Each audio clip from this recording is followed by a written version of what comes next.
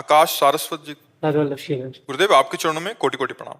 गुरुदेव मेरी पत्नी गर्भवती है, वो यहाँ आने में असमर्थ थी, अतः उनका प्रश्न था कि गुरुदेव ने कहा है कि ऐसे समय में नित्य भागवत जी का पाठ करना चाहिए। मैं करती हूँ परंतु उसमें कुछ समझ में आता है, कुछ प्रसंग समझ में नहीं आता, तो फिर मन नहीं लगता। ऐसी स्थिति में मुझे क्या नहीं, लगने से कोई मतलब नहीं है। आपको केवल भगवत चर्चा करनी है। मान लो भगवान को विराजमान करके भागवत के 2 अध्याय हिंदी के सुना रहे हैं आप नियम पूर्वक, तो आप जब सुना रहे हैं तो आपके गर्भ के संस्कार अच्छे पड़ रहे हैं। आपको आधा घंटा नाम कीर्तन करना है, राधा राधा राधा, वो आपको आनंद आए ना आए, आपके गर्भ के संस्कार पड़ रहे हैं। जो गर्भस्थ शिशु है उसमें संस्कार पड़ रहे हैं। आप सात्विक भोजन करें और जब से गर्भ हो तब से ब्रह्मचर्य रहें। जब तक संतान न हो जाए तब तक ये सहवास न करें। ये जो मूर्खता की जाती है ना, ये संतान के ऊपर बहुत बड़ा हानिकारक दोष है। उसके अंग प्रत्यंगों को कमजोर करना, उसकी बौद्धिक शक्ति को कमजोर करना, उसके अंदर कामादि विकारों का भारी सृजन करना। जब गर्भस्थ शिशु होता है फिर माता पिता सहवास करते हैं, ये बहुत हानिकारक होता है। इसलिए ब्रह्मचर्य का पालन करें जब तक संतान उत्पत्ति ना हो जाए, बहुत सावधानी से। और नाम कीर्तन, भगवत चर्चा, सात्विक आहार, तो जो पुत्र या पुत्री होगी वो बहुत अच्छे संस्कार वाली होगी, वो राष्ट्र भक्त होगी, भगवान की भक्त होगी, समाज का मंगल करने वाली होगी। तो मन लगे न लगे उससे कोई मतलब नहीं। दवा खाते हैं ना, तो मन लगे न लगे उसमें कोई स्वाद से मतलब थोड़ी होता है। हमें दवा खा ली है, ऐसे ही हमें दवा मानकर भगवत चर्चा करनी, भागवत की कथा करनी, भगवान नाम कीर्तन करना है, भगवान नाम जप करना है। आगे धीरे धीरे स्वाद आने लगता है। प्रारंभ में तो मन बिल्कुल नहीं लगता है, तो आप करिएगा, उस गर्भस्थ शिशु पर उसका प्रभाव पड़ेगा। नाम जप का, भगवत चर्चा का और ब्रह्मचर्य रहिएगा। जब तक संतान प्रकट न हो जाए तब तक फिर सहवास नहीं करना चाहिए। जिस दिन से पता चल जाए कि कोई जीव आ गया गर्भ में, तो उस दिन से ब्रह्मचर्य रखना चाहिए। ये कुछ नियम संयम रखे जाएं तो संतान बहुत उत्तम प्रकृति वाली हो। लेकिन माता पिता अपनी वासना से इतने पीड़ित होते हैं कि उनको संतान की कोई फिक्र नहीं होती। जो मनाया सो खा लिया, जैसे मनाया वैसे आचरण कर रहे हैं, जो मनाया देख लिया सुन लिया, वैसे ही बच्चे पैदा होते हैं।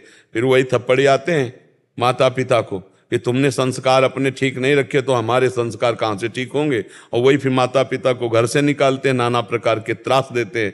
नहीं तो सात्विक जीवन जिया जाए तो बहुत सुंदर संतान होंगी जो आपको भगवान के समान मानकर पूजेंगी। माता पिता को भगवत मातृ देवो भव पितृ देवो भव। पर जी इसी के रिगार्डिंग एक और प्रश्न था।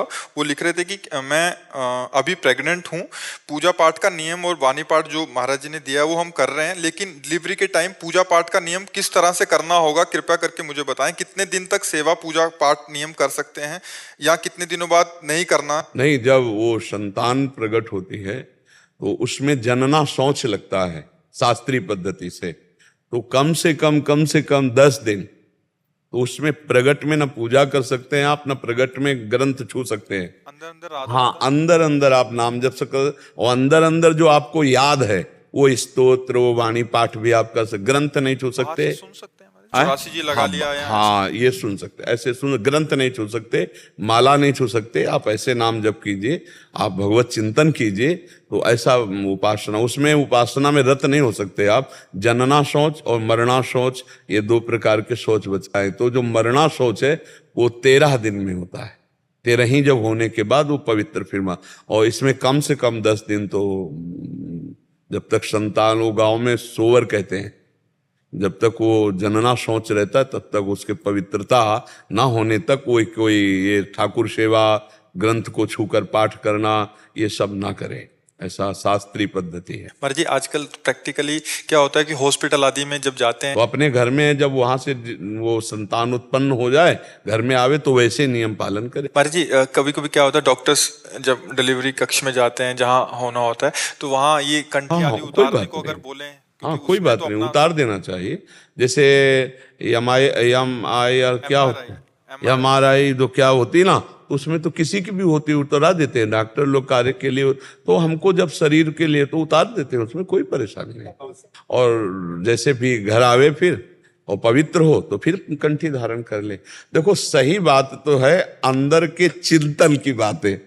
जो खास बात है वो मन का परमात्मा से जुड़ना है।